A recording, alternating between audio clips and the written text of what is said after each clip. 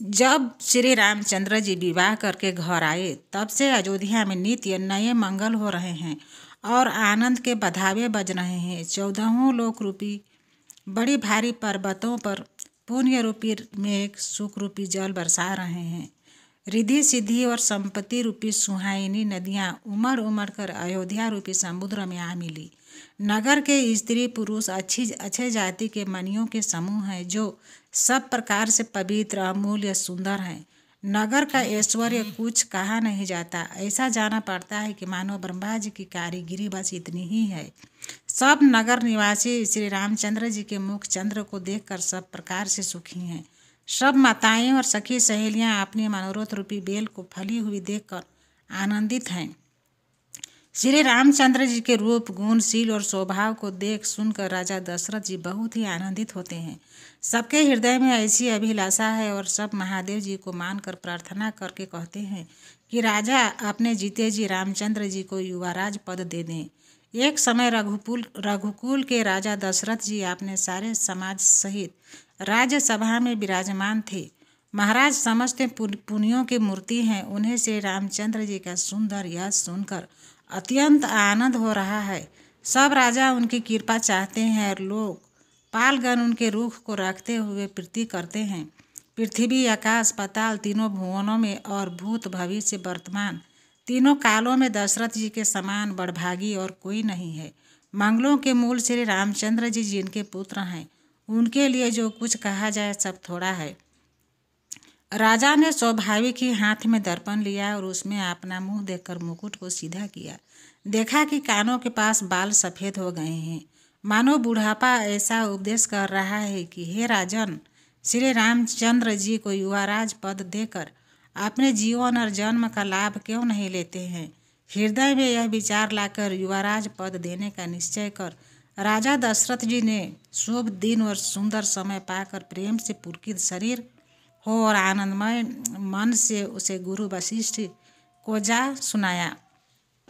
राजा ने कहा कि हे मुनिराज सुनिए, श्री रामचंद्र अब सब प्रकार से सब योग्य हो गए हैं। सेवक मंत्री सब नगर निवासी और जो हमारे शत्रु मित्र या उदासीन हैं सभी को श्री रामचंद्र जी वैसे ही प्रिय हैं जैसे वे मुझको उनके रूप में आपका आशीर्वाद ही माने।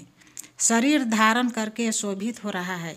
हे स्वामी, सारे ब्राह्मण परिवार सहित आपके ही समान उन पर स्नेह करते हैं। जो लोग गुरु के चरणों की रज को मस्तक पर धारण करते हैं वे मानो समस्त ऐश्वर्य को अपने वश में कर लेते हैं। इसका अनुभव मेरे समान दूसरे किसी ने नहीं किया है। आपकी पवित्र चरण रज की पूजा करके मैंने सब कुछ पा लिया। अब मेरे मन में एक ही अभिलाषा है, हे नाथ, वह भी आप ही के अनुग्रह से पूरी होगी। राजा का सहज प्रेम देखकर मुनि ने प्रसन्न होकर कहा, नरेश आज्ञा दीजिए। हे राजन, आपका नाम और यश ही संपूर्ण मनचाही वस्तुओं को देने वाला है। हे राजाओं के मुकुटमणि, अपने मन की अभिलाषा फल का अनुगमन करती हूँ।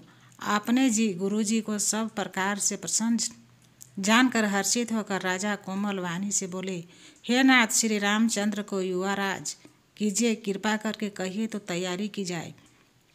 मेरे जीते जी यह आनंद उत्सव हो जाए जिससे सब लोग अपने नेत्रों का लाभ प्राप्त करें।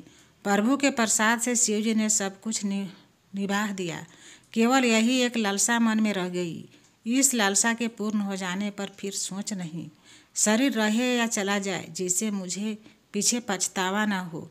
दशरथ जी के मंगल और आनंद के मूल सुंदर वचन सुनकर मुनि मन में बहुत प्रसन्न हुए। वशिष्ठ जी ने कहा, हे राजन सुनिए, जिनसे विमुख होकर लोग पछताते हैं और जिनके भजन बिना जी का जलन नहीं जाती, वही स्वामी राम जी आपके पुत्र हैं जो पवित्र प्रेम की अनुगामी हैं। हे राजन, आप देर न कीजिए, शीघ्र सब सामान सजाइए।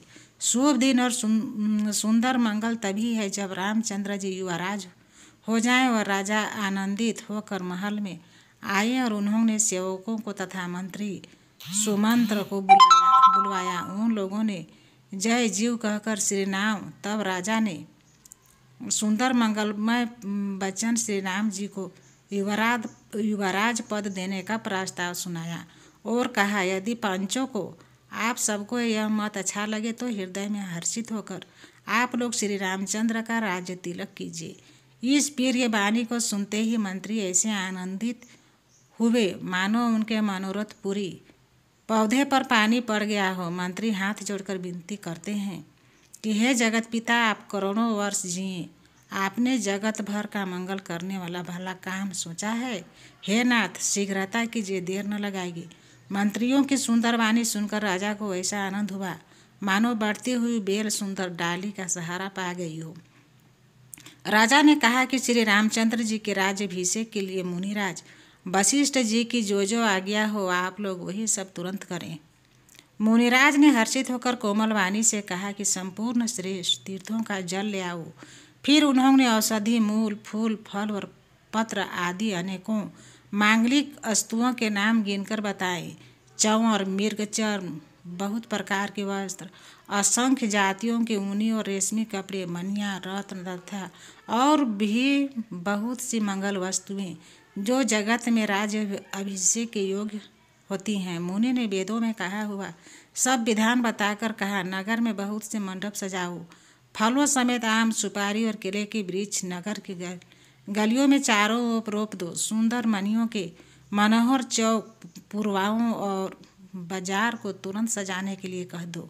श्री गणेश जी, गुरु और कुल देवता की पूजा करो और भूदेव ब्राह्मणों की सब प्रकार से सेवा करो। ध्वजा, पताका, तोरण, कलश, घोड़े, रथ और हाथी सबको सजाओ। मुनि श्रेष्ठ वशिष्ठ जी के वचनों को शिरोधार्य करके सब लोग अपने अपने काम में लगे। मुनीश्वर ने जिसको जिस काम के लिए आज्ञा दी उसने वह काम इतनी शीघ्रता से कर डाला कि मानो पहले से ही कर रखा था। राजा, ब्राह्मण, साधु और देवताओं को पूज रहे हैं और श्री रामचंद्र जी के लिए सब मंगल कार्य कर रहे हैं। श्री रामचंद्र जी के राज्य अभिषेक की सुहावनी खबर सुनते ही अवध भर